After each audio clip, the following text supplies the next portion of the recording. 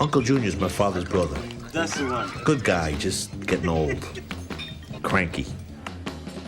Used to take me to Yankee games when I was a kid. Your father never had the makings of a varsity athlete. Oh, what the hell's with you? What? It's not true. I led it in football. I love my uncle. At the same time, when I was young, he told my girl cousins I would never be a varsity athlete, and frankly, that was a tremendous blow to my self-esteem. Small hands. That was your problem. Oh, yeah. Daddy always said that. That's not the point.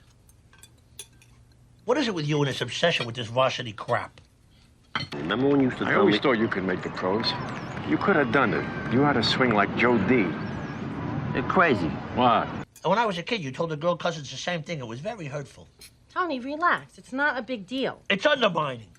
And it's the kind of stuff I'm teaching my kids not to do. So I don't want to hear it again. End of subject. You think I'm shitting you?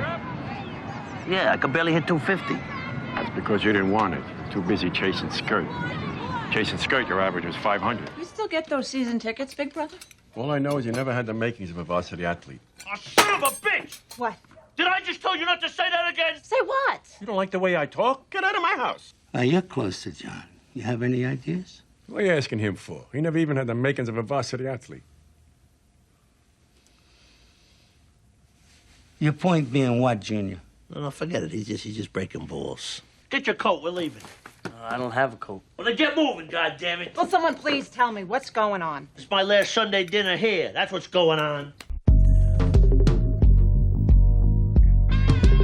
Your father never had the makings of a varsity athlete. Methinks the gentleman doth protest too much. The fact of the matter is, Uncle June was the one who never had the makings of a varsity athlete. And despite his envious cries to the contrary, his nephew Tony did have the makings of a varsity athlete, just like his father Johnny Boy before him. Despite being the older brother, Junior rose through the ranks more slowly than Johnny Boy. Johnny Boy became a made guy before his big brother, and his natural abilities in a leadership role commanded greater respect between the Soprano siblings among their fellow criminals. Johnny Boy was the leader, the number one brother, always taking charge. Junior was the follower, the number two brother, always in the shadow of Johnny Boy. And this wasn't limited to their respective roles as mobsters. I was in love with that woman. She was the reason I never married. I wanted to propose. I had the ring all picked out. So what? She turned you down? I hesitated. Happy birthday, Mr. President.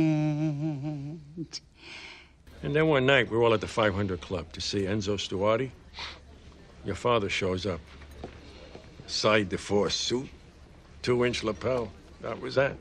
When speaking with Tony, Junior confessed his love for Fran Felstein, but he never actually professed his love to her when it mattered. He blew it, at least according to his version of events. According to her version, Junior was a creepy stalker. Either way, she perceived weakness in Junior and was eventually won over by the charming ways of Johnny Boy. She saw strength in Johnny Boy that she didn't see in Junior, much the same as their fellow mobsters. Whether it came to winning the respect of his criminal peers, or winning the heart of the woman he loved, Junior always took a backseat to Johnny Boy. Junior Soprano simply never had the makings of a varsity athlete.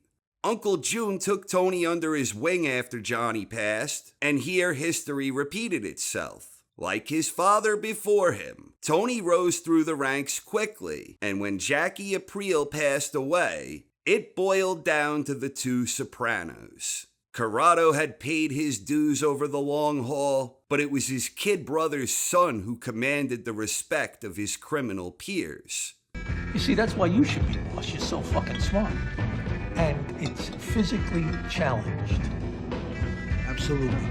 You gotta be boss. The other capos favored Tony. By popular opinion, he became the de facto heir apparent. But Tony was smart and calculating, or at least smarter and more calculating than most of the mobsters on the show. And he indeed had the makings of a varsity athlete. Tony understood that Junior didn't have what it takes. In other words, he knew he could, for the most part, control and influence Junior. So to the surprise of many, Tony opted to allow Junior to take the lead. It was a sign of respect towards Junior, which itself commanded more respect for Tony, and it allowed Tony to control matters to his liking without the heat that comes with being the boss. The foresight behind this decision paid dividends. In the end, it was Corrado who fell victim to the FBI investigation. Tony expertly manipulated his uncle by leveraging him under the spotlight, where Tony made the key decisions and Junior took the heat.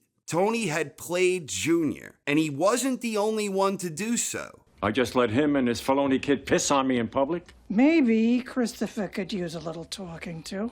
You're gonna stop living alone right now. I'm not going to that nursing home. Green Grove is a retirement community. Johnny Sack? Johnny Sack was here? With his mohair suits and his shoe lifts. Suits? Pleurisy? He's my husband's brother. He can't check up on me once in a while. 3 of my capos have their mothers in his place? Instead of living in normal homes. If this is true, Livia, you know what I mean, I'm the boss, for Christ's sake. If I don't act, blood or no... Olivia was none too happy when Tony sent her into a retirement community. But little did Tony know, as much as he was largely able to manipulate Uncle June, Olivia was a certified master of the craft. She also knew full well that Junior was too indecisive to be the top dog. Olivia was also able to bend Junior's decisions to her own will. She first did this when she convinced Junior to scare but spare Chrissy. But she didn't give a shit about his buddy Brendan, and she strongly suggested Junior have him whacked. Junior obliged and was now under her spell. Olivia was no stranger to manipulating others, especially when she was at odds with Tony. She also did this when she informed poor Artie that her son blew up his restaurant. But in Junior, she found someone in the position of power and influence to make Tony pay for sending her into that nursing home. She ultimately convinced Junior to have Tony himself whacked.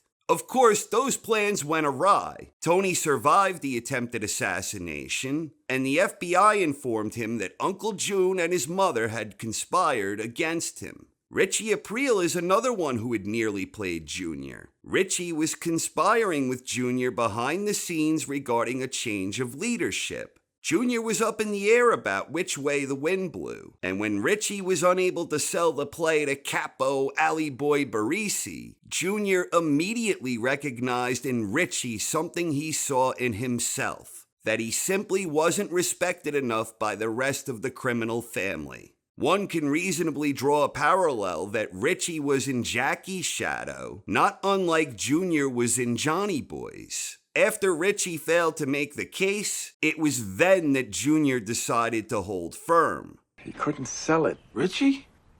I'm better off with Tony. What are you looking at? I'm in awe of you.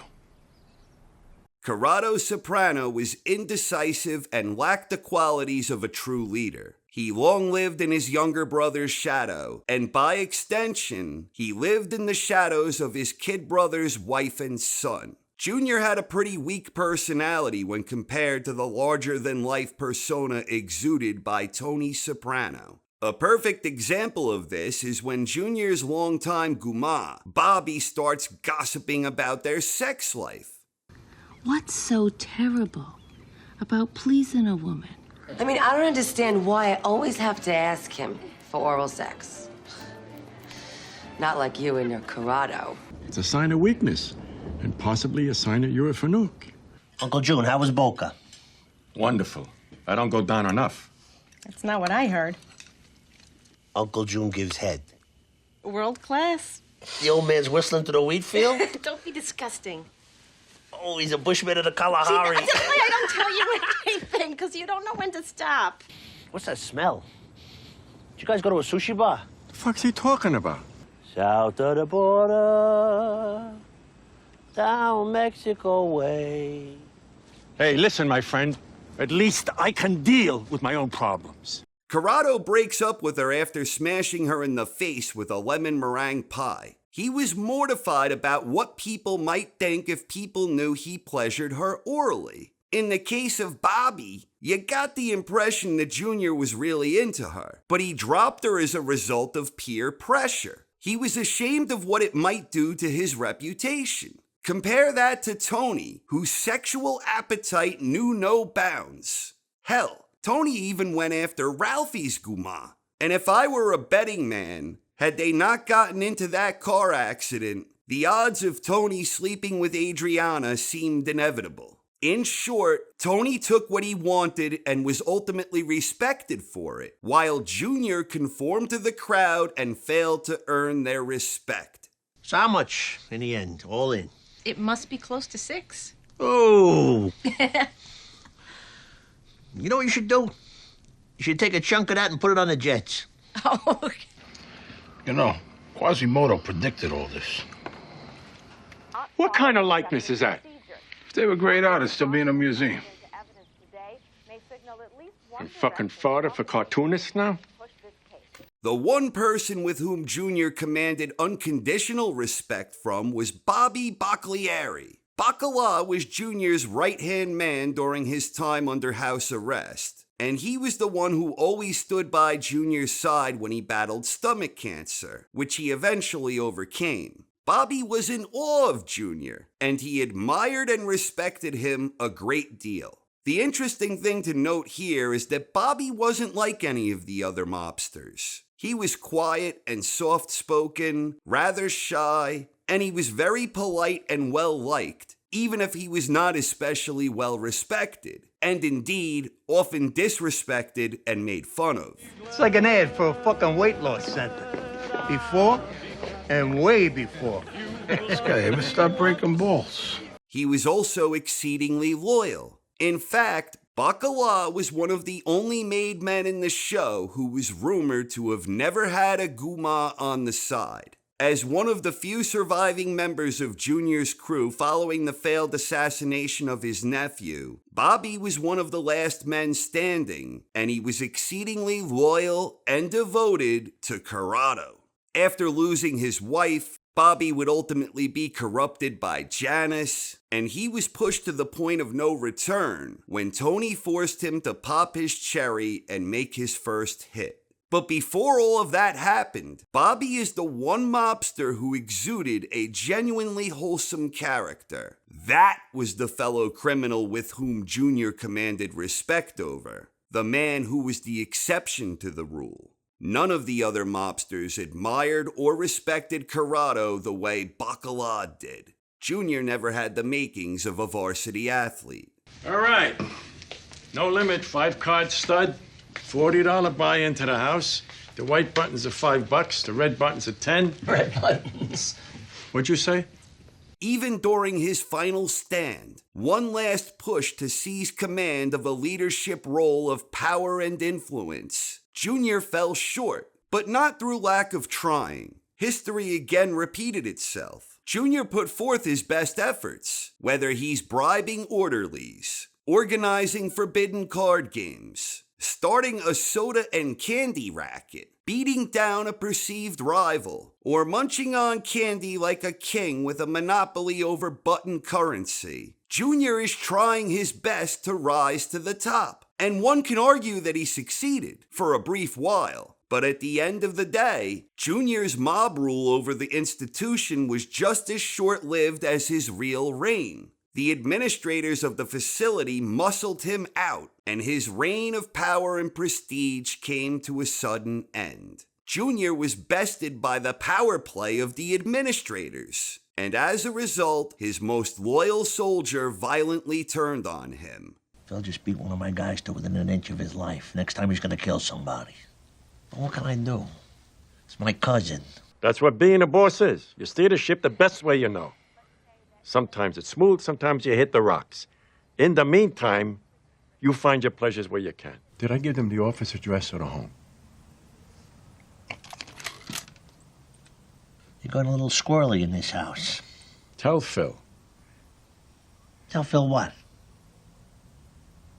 Despite Junior's shortcomings regarding his inability to rise to the top, he was actually quite skilled in an advisory role. Junior understood the inner workings of the mob world, no doubt because of his long career in the business. He was right there with Johnny Boy as he rose through the ranks, and he was also a mentor to Tony after his father passed away. Junior continued in this role, and amazingly, this was especially true after Junior failed to have Tony whacked. There were times when Tony needed advice, and he didn't turn to Chrissy, he didn't turn to Paulie, and he didn't even turn to Silvio. Sometimes he would turn to Junior when it came to his most important issues. And Junior never failed to bestow priceless wisdom upon his confused nephew. Junior warned Tony about Richie's plot against him. This helped them rebuild trust. And Tony sought out Junior's advice when it came to the issue of promoting Gigi instead of Ralphie. But when Tony first discovers he can no longer count on Junior, he lost a valuable ally. We have evidence of this in the scene where Tony asks Junior for advice regarding Tony B. Junior is too confused to provide the counsel Tony desires.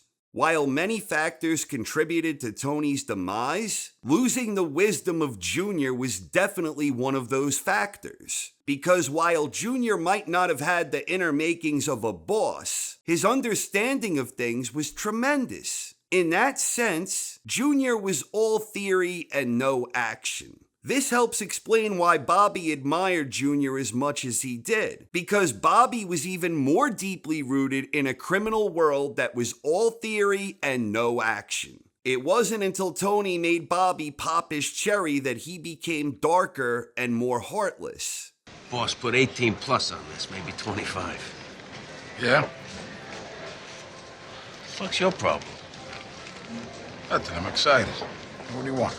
During the final season, Tony's world is spiraling apart. A key cause of this was the strained relationship with Junior. While suffering from dementia, Junior shoots Tony in the stomach. Tony can't seem to forgive him, even though he knows deep down inside that Junior wasn't acting in his right mind and had, in fact, mistaken Tony for someone else. In my opinion, this dynamic also indicates Tony's own guilt about how he's treated Junior over the years and the strain on their relationship. Tony set Junior up to take the fall, and a part of him thinks the shooting was justified. Because he feels guilty himself, he can't forgive Junior, even though he knows he had no idea what he was doing. Tony kept saying that every day is a precious gift, but he refused to accept that his time with his uncle was limited. Instead, he remained angry about it. Ultimately, many of Tony's undoings were his own fault. His gambling debts, his lavish lifestyle, and the loss of several of his top earners. But contributing to all of this, beneath the surface, Tony no longer had a blood connection to confide in. This undoubtedly contributed to his demise. Only at the very end of the show does Tony truly recognize that Uncle June is suffering from advanced stages of dementia, and by then, it's too late. You don't know who I am, do you?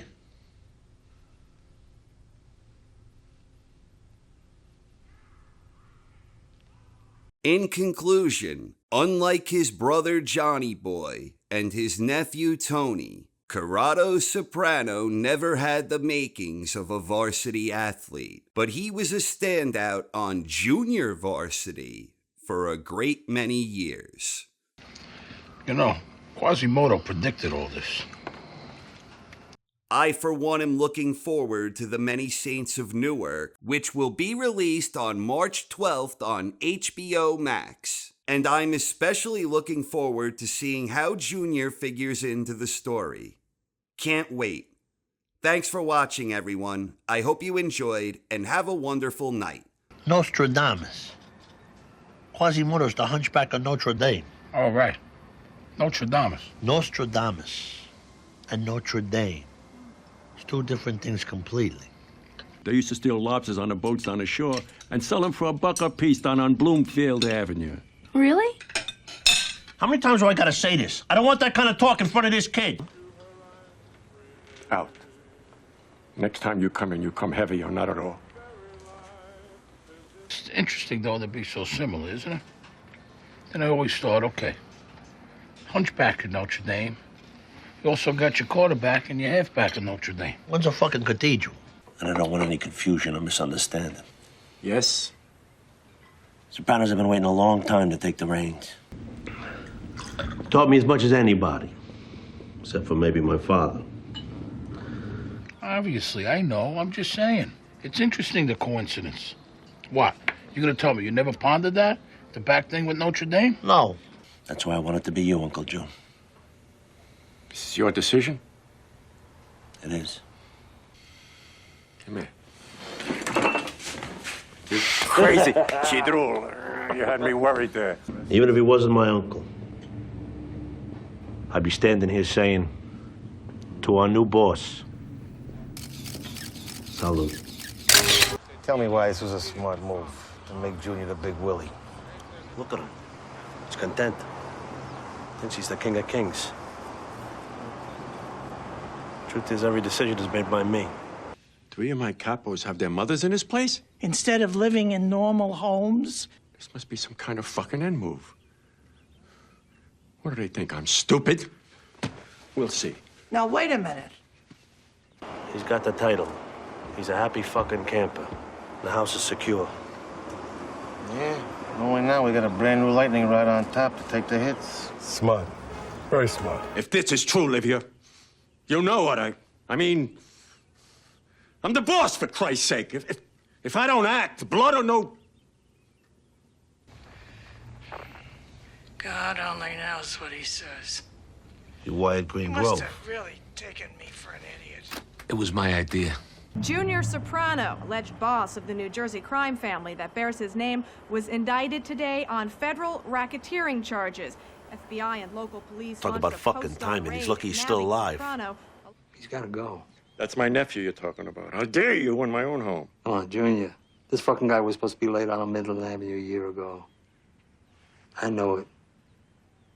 And you know it. He couldn't fucking sell it. He's not respected. He's stuck down the drain, and I can't reach the fucking phone! Good thing I'm nice, because I could start tickling you. But Tony, with his impulsiveness and selfishness, he's locked up in that fucking head of his. Jesus Christ. How long you been standing there? 6 hours! He couldn't sell it. Richie? I'm better off with Tony. What are you looking at? I'm in awe of you. Janice? She's a pretty good cook. Since when? Everybody steers clear of her food. Nah.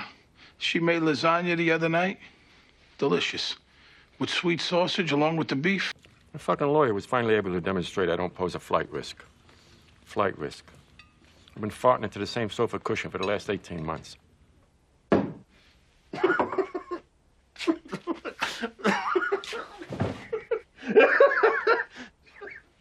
Fuck this. Look at your favorite Santa Barbara olive. Leave me the fuck alone. I thought Karen's was good, but... Sweet sausage? In little pieces? And a layer of basil leaves right underneath the cheese? That's right. That's Carmela's lasagna. Where are you going? It's not bad enough you wake me in the middle of the night. I gotta get my balls broken, too? Go with my nephew. Do what he says. What kind of likeness is that? If they were great artists, they'll be in a museum. I'm fucking fodder for cartoonists now? Jesus Christ, you told me 11 o'clock. I'm sorry. Sorry, that's all I hear. Junior, look. Fuck you talking about. You always think the worst of everybody, Junior. Oh, fine. Enjoy your lasagna. Just don't come running to me. Where's that fucking man to go? It's gone. Have a fucking tray in there! I was hungry. Son of a bitch. Junior! Junior, don't leave me! Perché me palio cuore mi dormiente cadari. Cuore, cuore ingrate. What's the point? I can't take it anymore. I'm living in a grave. I beat prison, and for what? I have no children. Will somebody please explain this to me? That's Bobby. The fuck is this? Junior, it's not you. It's a TV program, movie. Do you know my brother Johnny? You got all the looks, I tell you that.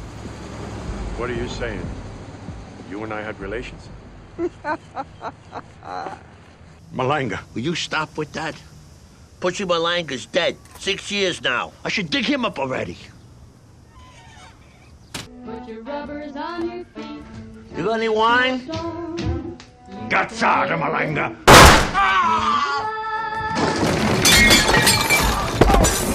Where's Mel? You dismissed Mr. Melvoin as your attorney and hired me. Because of his paralyzed hand from his stroke, it made you nervous. If somebody shot my nephew, it was him himself.